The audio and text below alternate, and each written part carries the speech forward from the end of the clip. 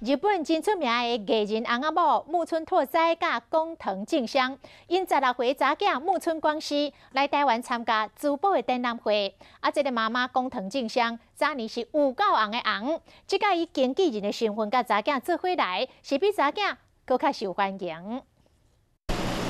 日本艺人木村拓哉查囝木村光希，昨早来到松山机场，穿黑色衫甲黑底裙，还佫派一卡粉红色的派包啊，穿一双有搭黑色的马靴，露出山条的美腿。16岁木村光希一现身就展现马道的架势，全身的价值有将近100万，为了参加珠宝展的活动，头一次来台湾。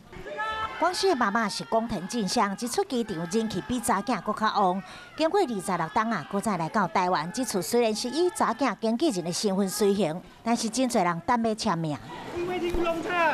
几个粉丝真早就来等啊，有人摕26冬前工藤静香演唱会门票，伊拢一个一个签名，真亲切。